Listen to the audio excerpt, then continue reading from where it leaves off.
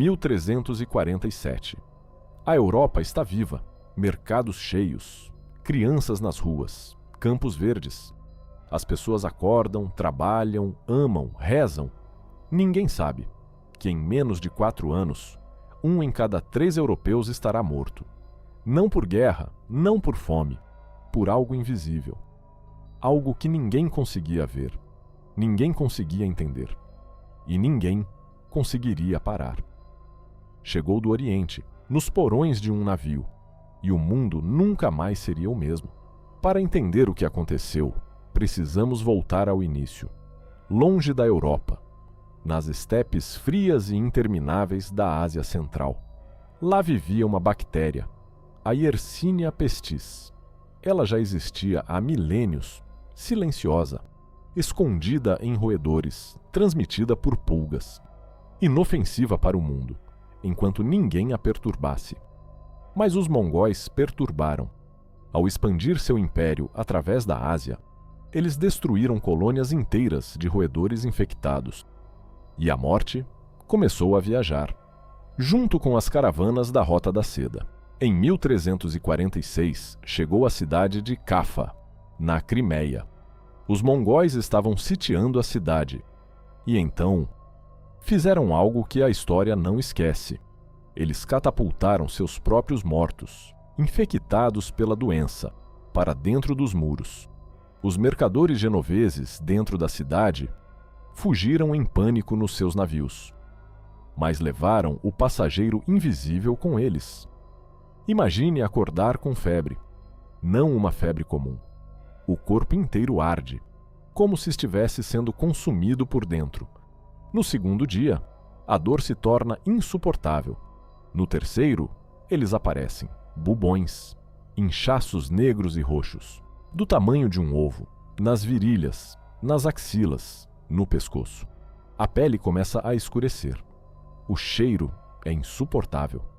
E a maioria morre em 3 a 7 dias. Havia 3 formas dessa doença. A bubônica, transmitida pela picada de uma pulga infectada. A mais comum. A septicêmica, que entrava direto na corrente sanguínea. Mortal em quase 100% dos casos.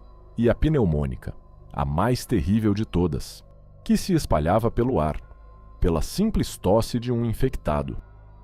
Você não precisava tocar em ninguém. Não precisava ir a lugar algum. Bastava respirar. Não havia como se esconder. Em outubro de 1347, os navios genoveses atracaram em Messina, na Sicília. Os marinheiros já estavam morrendo, com bubões negros explodindo pelo corpo. As autoridades entraram em pânico, expulsaram os navios do porto imediatamente. Mas era tarde demais. A morte já havia desembarcado. Em 1348, a praga varreu a Itália inteira. Depois a França, a Espanha, Portugal. Em 1349, chegou à Alemanha, aos Países Baixos, à Inglaterra. Em 1350, tomou a Escandinávia. Não havia nada que pudesse pará-la. Não havia fronteiras. Não havia ricos ou pobres diante dela. O Papa Clemente VI ficou cercado de fogueiras em Avignon, tentando purificar o ar ao redor. Não adiantou. Florença perdeu 60% de sua população. Paris, 50 mil mortos em 18 meses. Os campos foram abandonados. Os animais vagavam sem donos pelas estradas. E os vivos não conseguiam enterrar os mortos. O medo faz coisas terríveis com seres humanos. Sem entender a causa da doença, as pessoas precisavam de uma explicação. E quando não há explicação, a mente humana inventa uma. Os judeus foram acusados de envenenar os poços, sem prova alguma, sem lógica alguma. Em Estrasburgo, no ano de 1349, 2.000 judeus foram queimados vivos, numa única noite. A igreja tentou explicar como castigo divino. Os sacerdotes fugiram, deixando suas paróquias para trás. Os médicos usavam máscaras com bico de pássaro, cheias de ervas aromáticas. Achavam que o cheiro protegia. Não protegia. Outros bebiam vinagre. Outros se isolavam em torres. Nada funcionava. E então surgiram os flagelantes. Grupos de fanáticos que percorriam a Europa, se açoitando publicamente nas praças, acreditando que a dor expurgaria o pecado e afastaria a morte. Eles não curavam ninguém, mas espalhavam a doença por onde passavam. Os números são difíceis de processar. A Europa tinha cerca de 75 milhões de habitantes, em 1347.